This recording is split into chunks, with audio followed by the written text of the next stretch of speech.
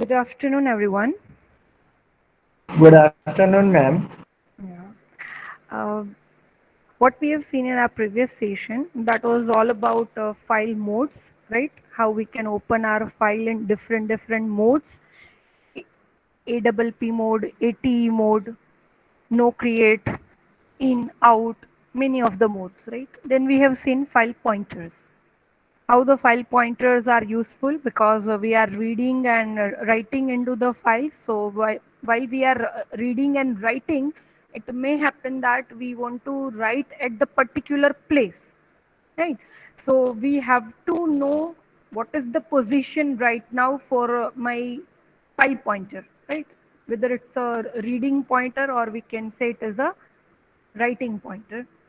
So get pointer and the put pointer is used for that. So we are using seek_g and seek_p, these two functions for setting our pointers, right? How we can set the pointers, how many bytes we are jumping, that all the things we have learned.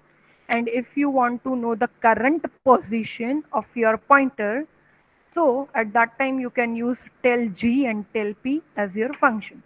Then we have seen one of the program for sequential reading writing, right? That how we can read and write sequentially into the file.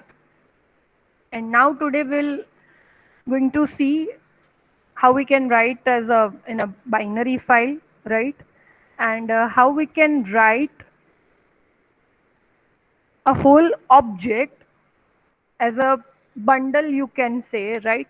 A bunch of your all the variables that can be written at a single time via your object, which will be the most useful thing for your mini projects, right? So that what we are going to see today, right? All the contains figures, everything is taken from the E Balaguru Sami reference book. Fine. So what we are going to do is back to the slide.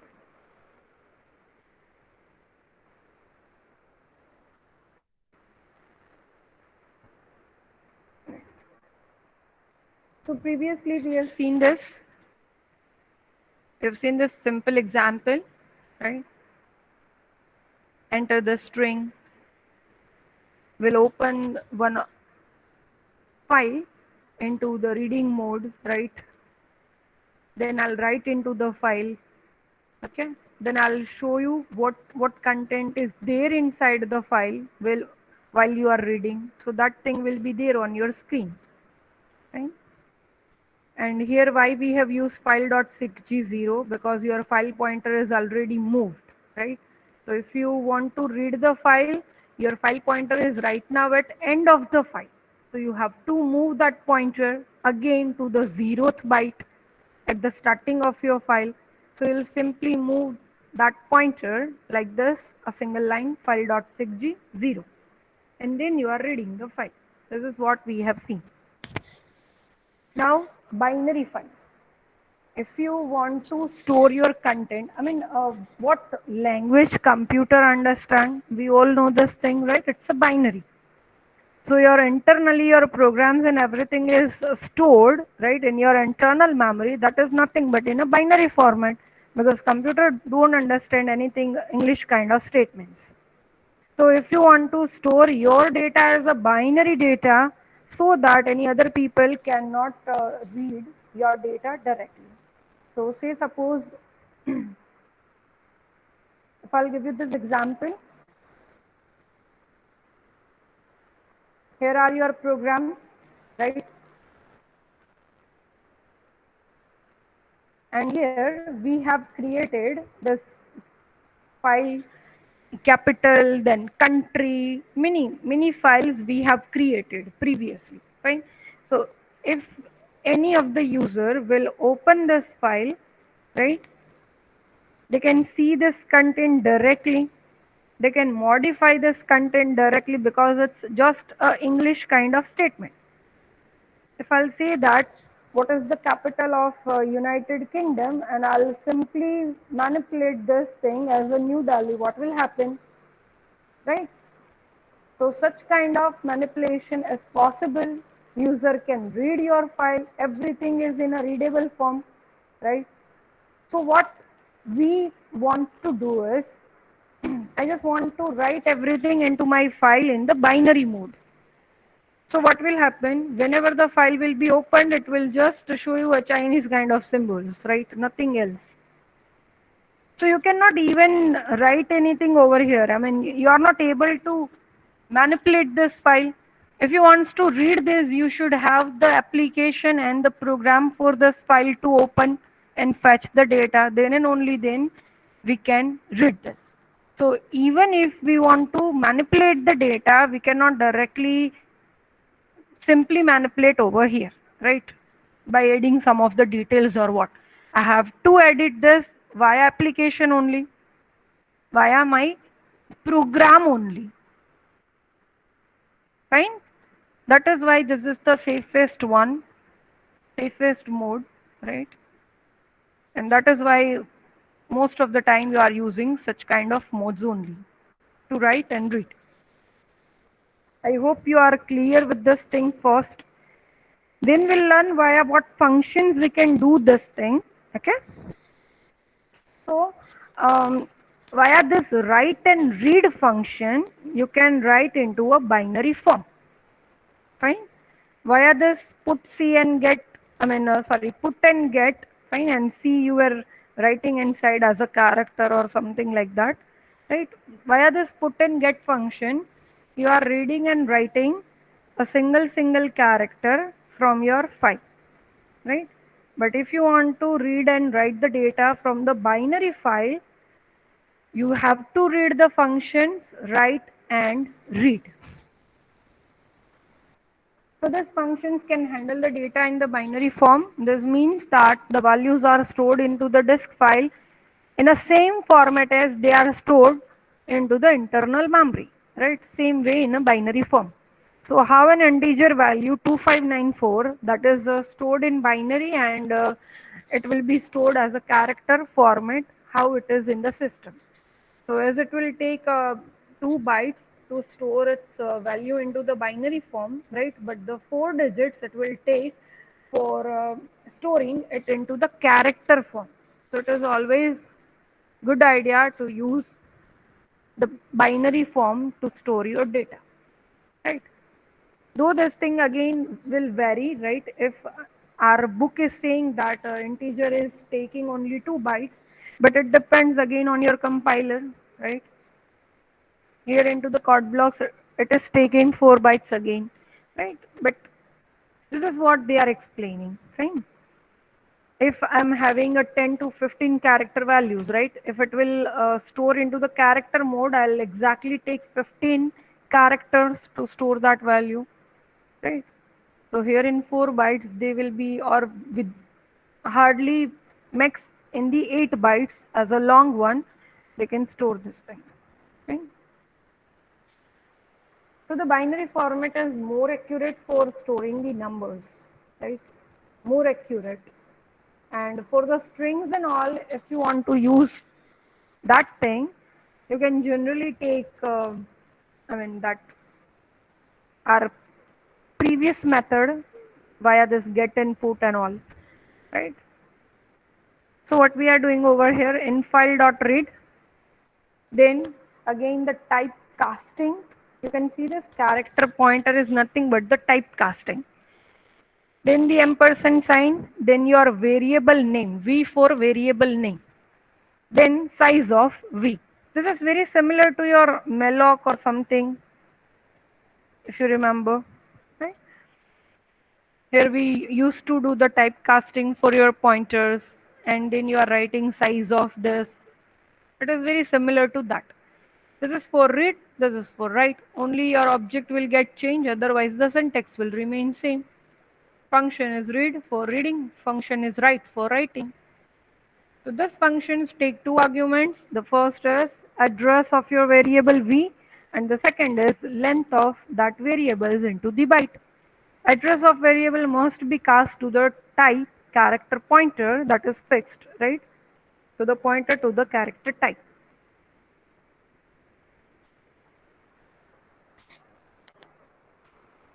So a very fast program for this binary file.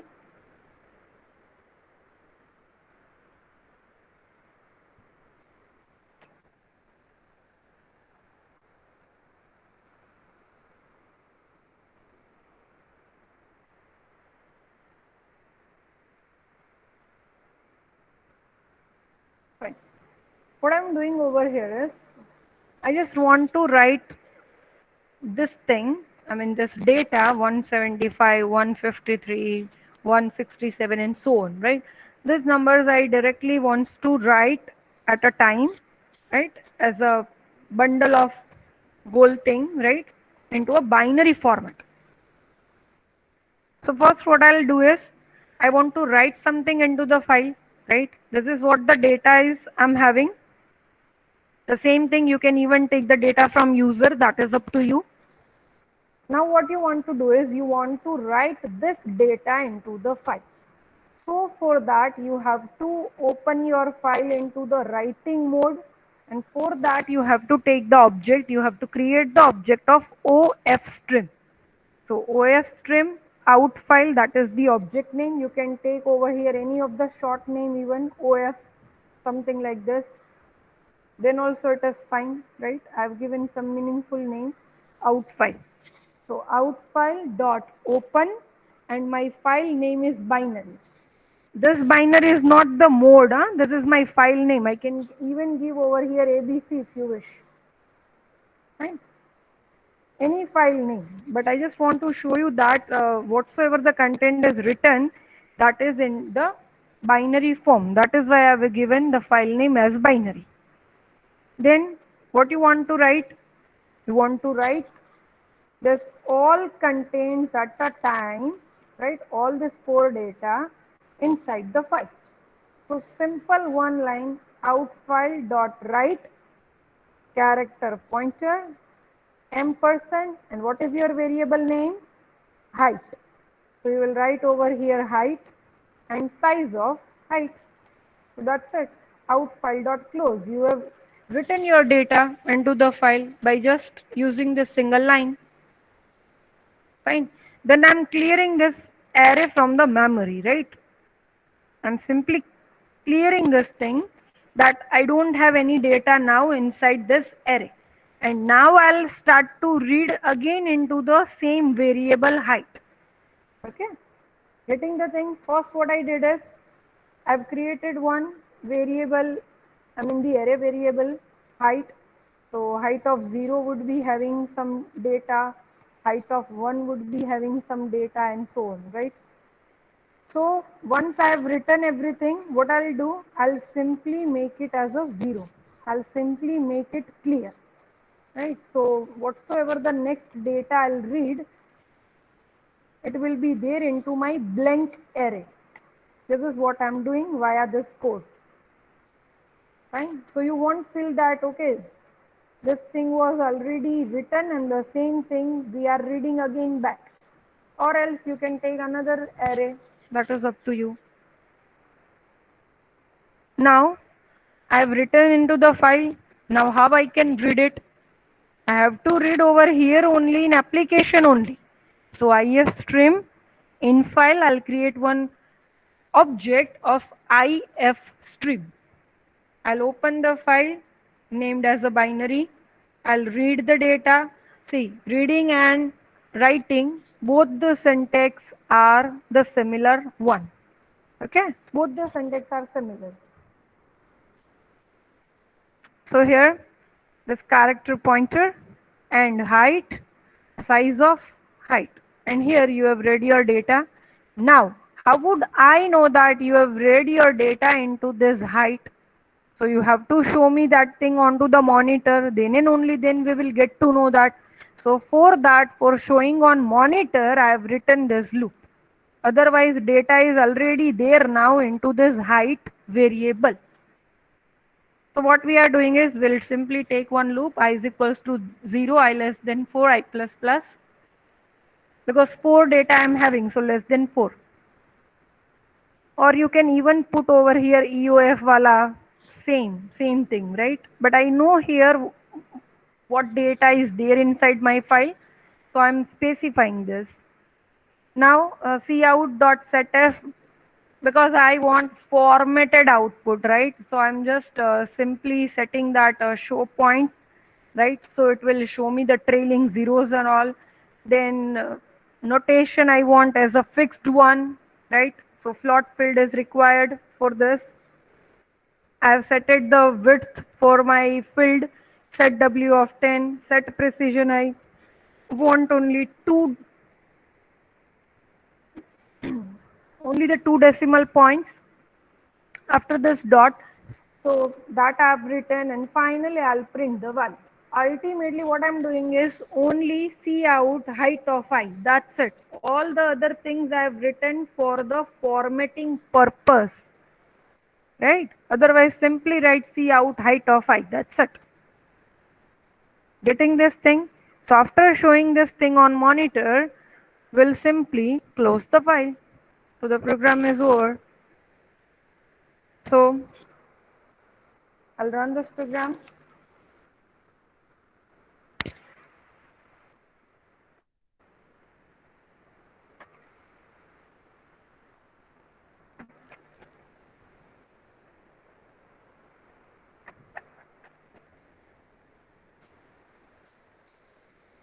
Fine.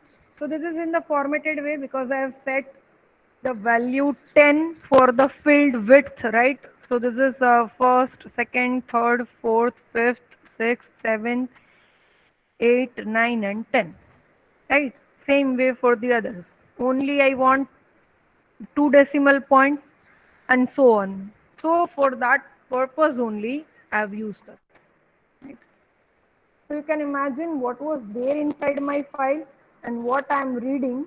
So via only the program, you can write the contents and you can read the contents directly via, I mean, manipulation is not possible over here. I cannot add any of the content by my own over here directly. I have to write something via my program only. So if I want to write one more over here, that 5.55, say suppose, right? I simply just need to change it, loop as a 5 over here also. I hope any other changes are not required. Oh, height of 5. Fine.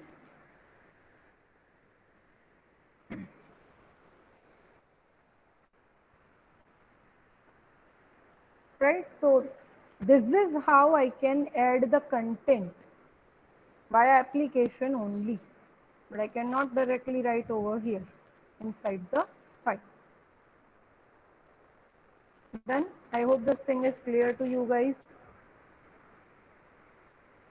Fine. One more thing has been added, but everything is written in the binary form, so you are not able to read it.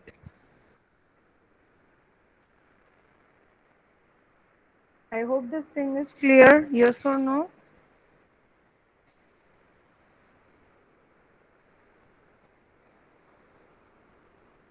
Okay. Fine. So this is what I have shown to you. Now reading and writing a class object. So in mini project, you are creating one class, whatsoever the application you have chosen, right? You are creating one class, you are creating one object. Via object, now you are writing for your whole class. And this thing we can do via this read and write function only, right? So here, instead of your variable height, you will simply write the object name. So that's it, over. That was only the difference. Here you are having array variable.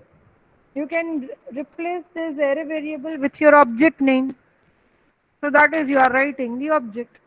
But though we'll see the things, right, in detail.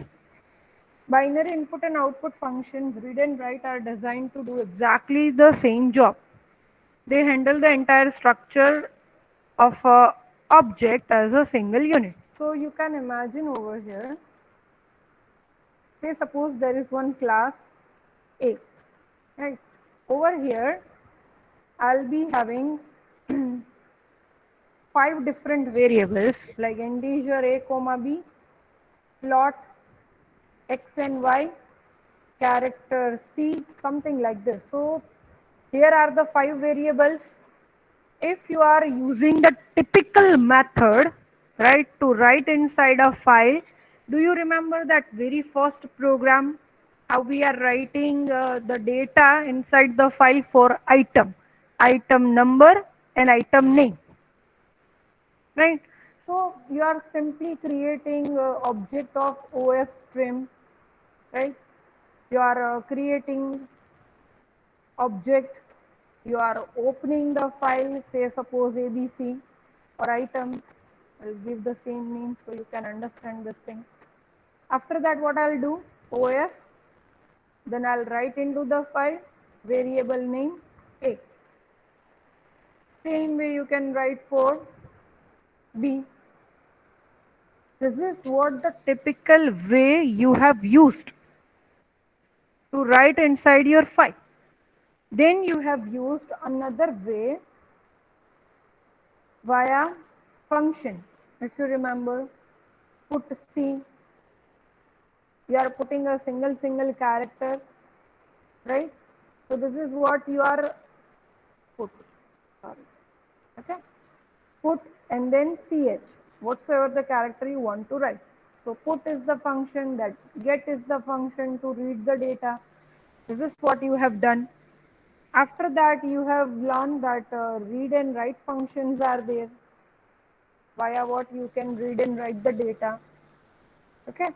So if I'm using this write function over here via just object of my OF stream class, say suppose it's OF, and I'm specifying the file and all that you can imagine, right?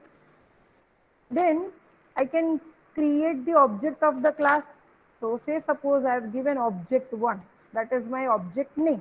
So what I can do over here is same syntax, character pointer. Over here what I can give, address and the object name. So what is my object name, obj1, and then size of obj1. So this is how you can write a whole unit. I mean, whole unit means whenever you are writing your object, at that time it is actually writing the 5 variables at the same time. Yes or no? 5 objects, I mean 5 things you are writing at the same time. You don't have to write this 5 things manually, because your object 1 is associated with this 5 variables. For one object, value of A is different, B different, X different, Y different, C different. This is how you can do. So it will take the entire structure of your object as a single unit, and they only read and write the data members, not the function, of course, right? Because here we are not considering anything about the function, that into the public part I'm having one function voided. So I'm not considering about this functions and all, right? I'm just talking about the variables, member variables.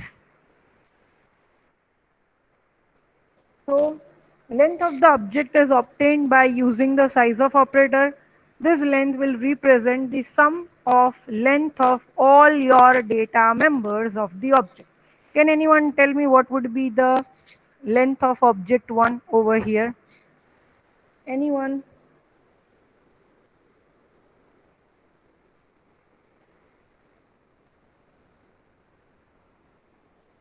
Who will give this answer? What would be the length of this 5 variables? I mean, length of your object 1, or size of your object 1, whatever you consider. What would be the size quickly?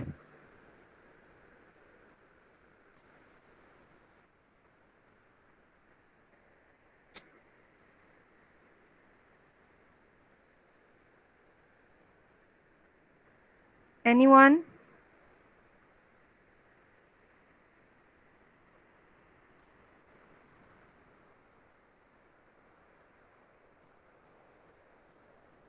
A very simple question I'm asking. Okay, one answer is 13. Fine. What about the others?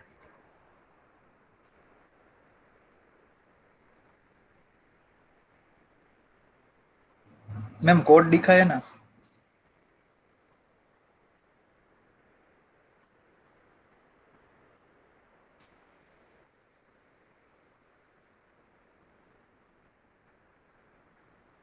According to the code blocks, integer will take 4 bytes, right?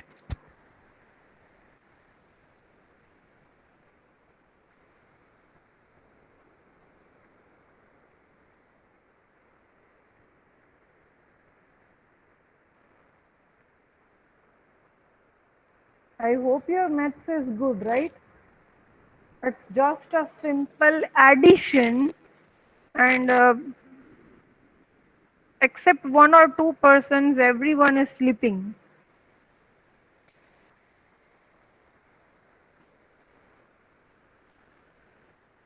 Good. Only 2 persons are replying out of 52. That's really very nice.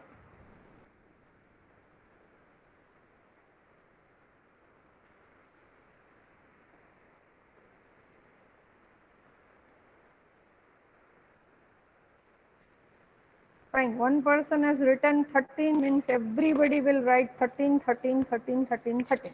Fine. Okay. Integer, I am having 2 variables, so 4 plus 4. Here for float, 4 plus 4. And for the character 1, so I think it is not 30, best of my knowledge. If one person is writing 13, means everybody will write the same thing. I mean, what you guys are doing? Seriously, is it so? I mean, you are not applying your mind.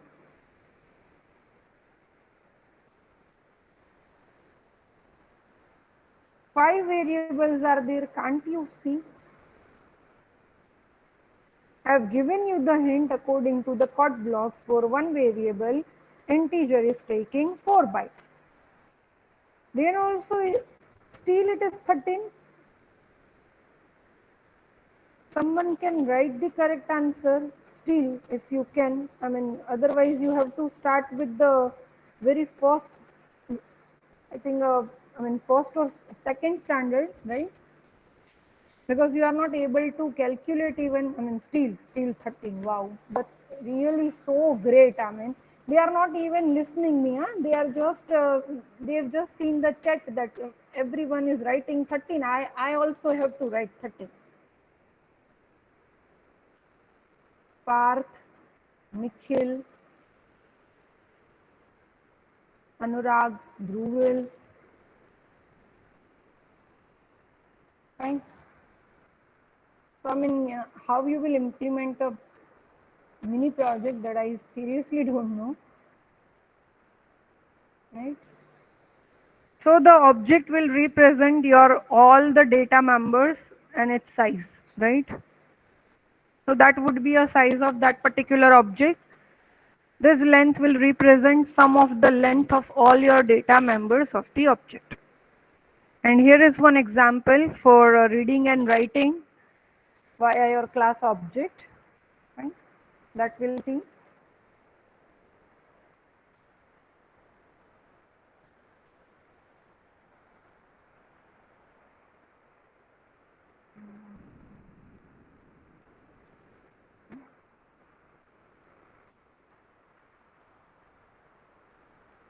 Fine.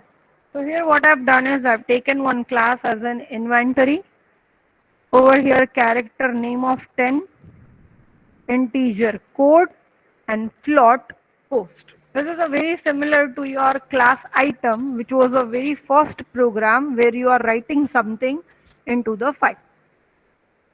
Class inventory, item name, item code, item cost. What would be the size of this?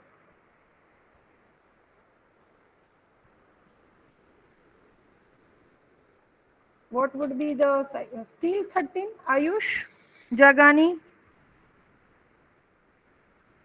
I mean for this newer one? No?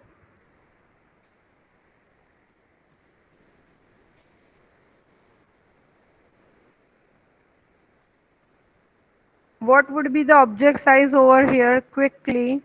It won't take much time.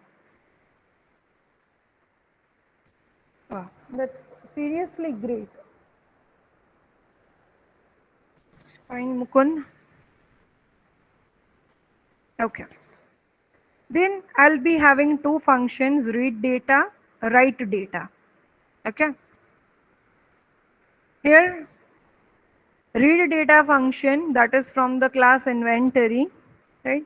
What we are doing, simply we are reading the data from the user. So user, we are asking to user that please enter the name, enter the code, and enter the cost. Okay, a very simple thing in read and write.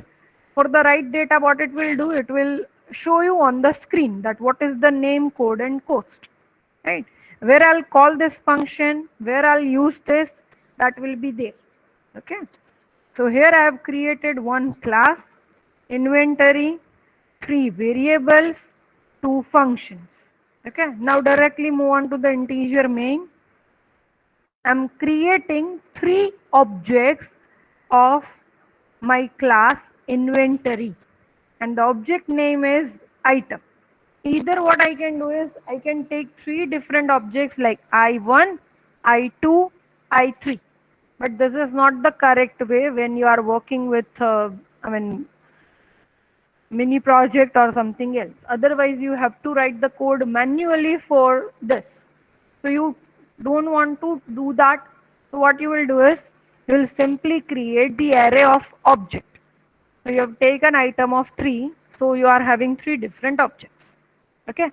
Then over here, what you are doing is you are simply creating one object of fstream. So you already know we can even create the object of fstream because it is able to open your file in reading and writing both the purpose. That is why. So I'll open the file with this object file.open stock.dat, that is my file. In mode as well as in out mode it will open it. Fine. Now what next it will do? I've taken one for loop because I want to enter the data for 3 objects, and I know over here my number of objects, right? So for this objects, who will enter the data? User. By user, from the user, how I can make it them to enter? So over here I have created that read data function, right? So I'll simply call via object dot read data. So first time it will be something like this, item of 0 means that is your object, very first object, dot read data. So that function will be called. It will ask you enter the name, code, and cost. You will enter it. Fine. You have entered. Once it's finished, what will happen? The very next line is you want to write that data into the file, right? So file dot write character pointer ampersand sign item of I. Right now it will take item of 0 for a very first time, right? Then 2, and then item of 0, then item of 1, and item of 2. Three items. And size of the item of I. This is what you are doing. Then your writing task is over. You have written into the file, your task is over. Now what you are doing is your file pointers have been moved to the end of the file right now. Now you want to read your file, but your pointer is at the last. So you are again resetting your pointer. You will make it at the 0th byte, and now you will start reading it. So same way for the output. What I'll do, I'll read from the file first, and once I'll read the data, after that I need to show it on the monitor.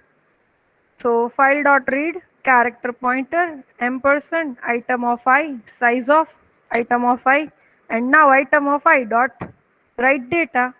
So it will call the write data. It will show you everything on your monitor screen. So your program is over. So simple to write, very simple. Okay. When I'll run this program,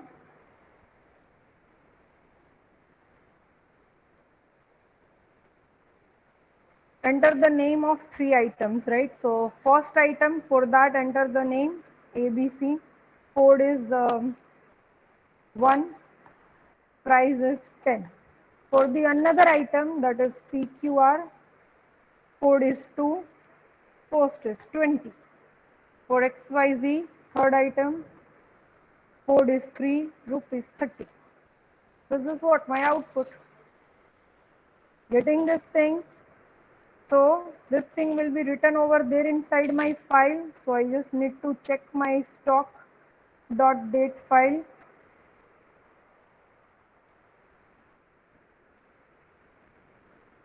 Right? Though you will not be able to read this file, right? Because it's a date file. Okay, and you are reading and writing via the read and write object. So I mean read and write functions. So it will write into a binary form. So you are not able to see this content, right? But you are still getting the things as your output, right? Done this thing. This you have to implement in your mini project.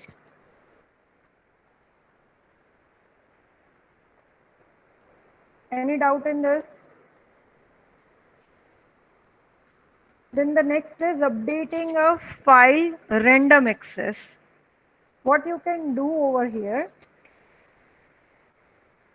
Now simple thing, right? Wherever you want to modify anything, say suppose there is one file, right?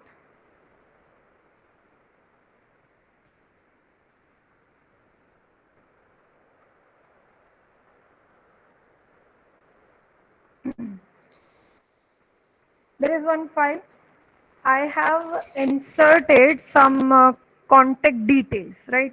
This is only the example which I'll show you in our very next lecture. That is a mini project kind of thing, you can say, a phone book, which is actually the part of your tutorial also, right? But that we will discuss as an example of random access, right? So suppose you have inserted over here the name is ABC, the person's name, and here is the contact number, right?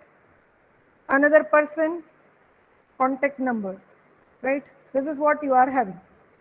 Now what you want to do is you want to update the contact number. So here see, nothing is the sequential now, huh? Nothing is sequential. For a particular person's name, you want to update the contact. Say suppose you are having 1,000 contacts, something like this. 1,000 contacts you are having like this. So you have to find particular data by even the name or by the number, right? You will reach over there, you will search. You will search for the contact number that this named person is there in my contact list or not. If that person is there, I just want to update the contact number instead of 547, 546. I just want to do this task. For that, you have to read a whole file, right? And then you will reach to a particular location. So this is not the sequential task. This is the randomly you are going to any of the location, you are updating the contact, you are, see, reading is the sequential, right? You are reading the data in the sequence, that is fine. But here you are updating particular item at the particular location. So this is what your next topic is, updating a file, random access. Getting the things? Updating is a routine task in the maintenance of any of the data file, right? The updating would include one or more following tasks. Displaying the content of a file because of particular things you want to display.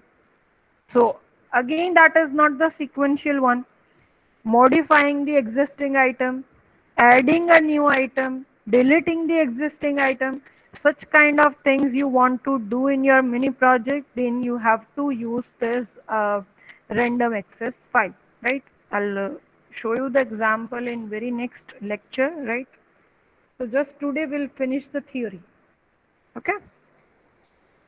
These actions require the file pointers to move to a particular location that will correspond to item or object under the consideration.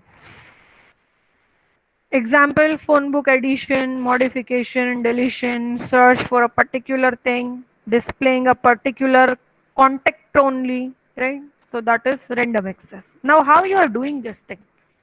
So updates can be easily implemented if the file contains a collection of items or object of the equal length. Right? So you will see that, ma'am, object size would always be equal only, na? Then why they are saying that if it is equal and so, why they are mentioning this thing? Because see, if you are having more than one classes, then if you are having class A, you are having object 1, its size would be 18, right? If I'll be having class B, right? And over here, in this class, I'm having only one variable, say suppose integer G, right? So the size of this object 2, that would be what? 4, that's it. So generally in your mini project, you will create only a single class and you will create a single object. So the length of your objects will always remain same. If you are creating more objects, then also object 1, it would be having 18 length. Object 2, it will also be having same length. Object 3, same. Getting this thing? Now, why we are considering the size of the object and all? So you will learn this thing. Location of your mth object which you want to modify. So how you will get the location of that particular object?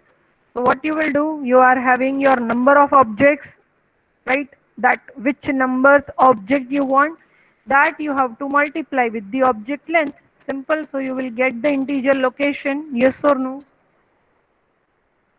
I'll show you the thing if you are not understanding still. This is a very first byte, right? Maybe first byte or the other byte, right? Where you are writing ABC, that is the name, and the phone number. So my record is there on a very first byte, right?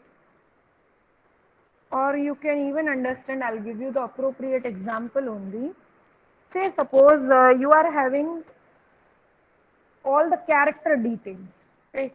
You are having character name of 10 and you are having character phone number of 10. You are taking all the things character. So you can understand now what would be your object size. What would be your object size? If I'll create any of the object of my class, what would be the size? 20? Yes or no? Right? So what I can do is, every time if I will be having my equal size object, so first object I have written that person name is ABC and the phone number is this. So I have finished my total 20 bytes, right? So on the 21st byte, again I'll be having a new record, that is PQR, and phone number is something like this, right? Again at 41 byte, I'll be having my third record, then fourth, fifth, sixth, and so on. So how I can get the location of my particular mth object? Say suppose I'm saying that I want to get to know the location of my third object. So what I can do is, I simply have to do what? 3 into object length. So what is the object length? That is 20. So I'll simply multiply with my that particular object. So I'll get that location. Now I hope you are getting the things, yes or no? Yes. So we can move further.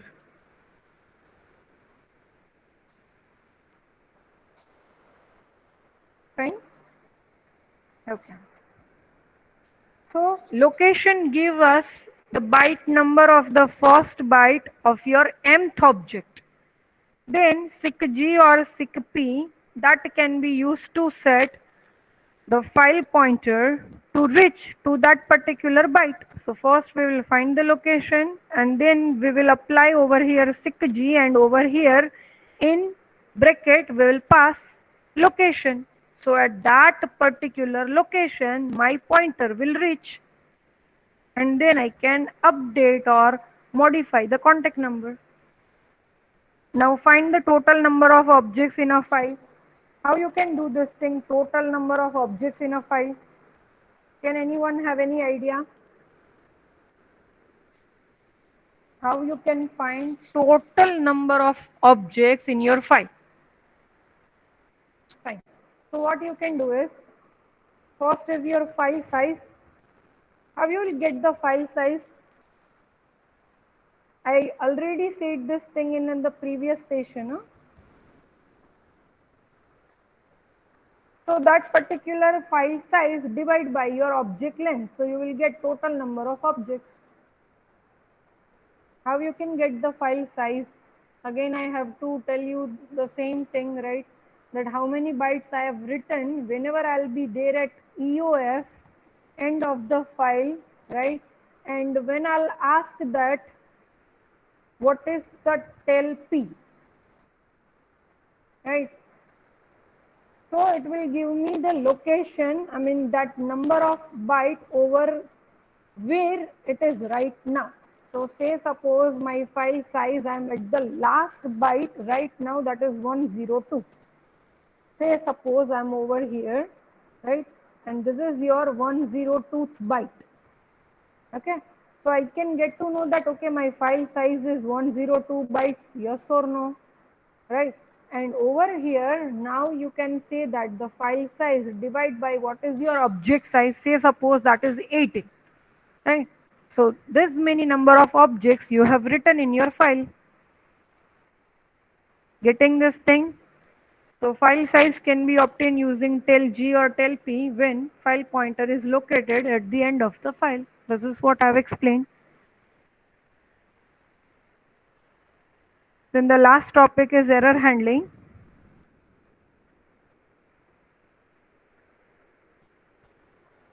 And then we will finish this unit. Right? Last topic, error handling during the file operation. So some of the possible errors will be there whenever you are doing this file handling stuff.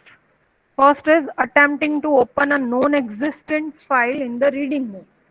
So I am opening one file in reading mode, that abc.txt. But what if abc.txt file is not exist? So such kind of mistakes you are doing, right? Second, file name used for a new file which may already exist, which already contains some important data. And if I'm opening my file in writing mode with the same name, what will happen? My previous content will be deleted, obviously, right? So this is again the problem. Third, attempting to read beyond the end of the file, because whenever I'm moving my pointer, right, here my maximum bytes are what? 102. But now I'm writing seqp or seqg because I want to read my file, right? Seqg, and I'm writing 200. What will happen? I'll go beyond my EOF, right? This is what we used to do. Mistakes. Then sufficient disk space is not available while you are writing to a file. That also happen. Using a invalid file name, that is also happen, right? You are giving any of the random file name or any random extensions, right, which is not the valid one. So that is also possible. Then attempting to perform an operation when the file is not opened for that purpose. So if you have opened the file that is in a reading mode and you are trying to writing into a file. So what is this? You can say over here, you are creating the object of ifstream in, right? And now you are doing that in dot write. What is this? What you are doing? You have opened your file in reading mode, but you are using the write function for writing into a file. So this is not the appropriate one. So C++ file stream inherits a stream state member from the class iOS. This member will record the information on the status of your file that is being currently used. Stream state will use a bit field to store the status of your error conditions. Right? Generally, we are not using it whenever there is a, high level programming, what we are doing at the side of the companies and all.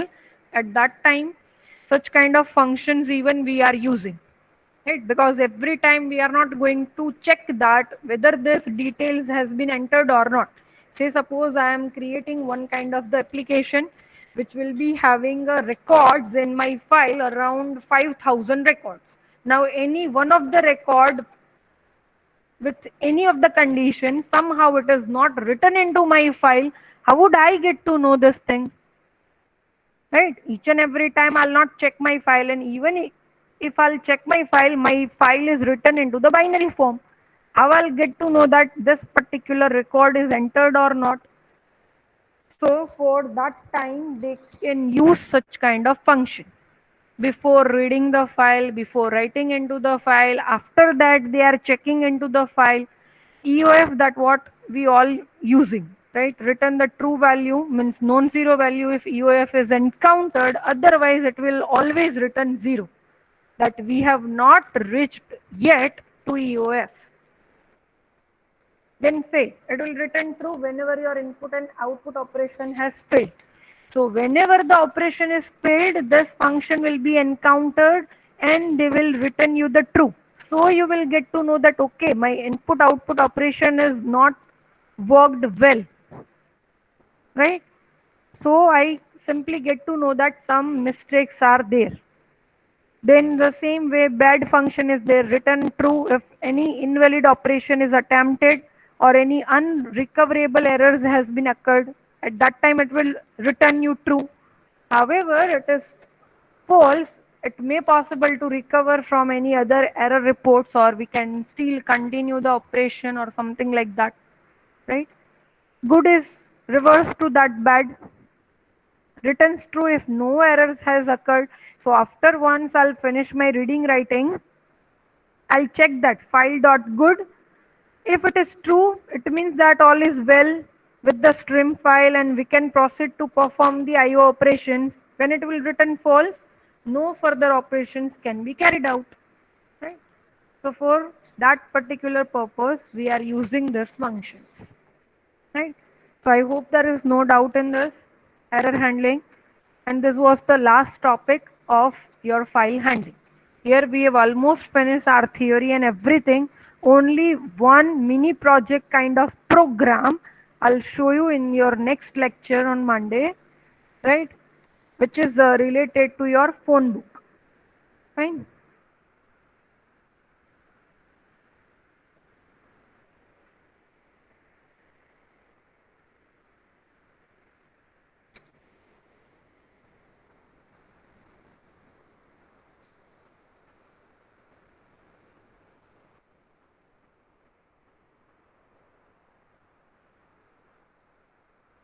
So I hope in your lab you have performed these two programs, right? But we will see this program only. Write a program which will store the name and mobile number in phone book. Then we can perform this task, right? We can add the details, right? Add the contact number. We can search via name, via number. We can display all the contents. And fifth, last, we can update the mobile number. This is what we will see as a part of your random access. I'll show you this example, right?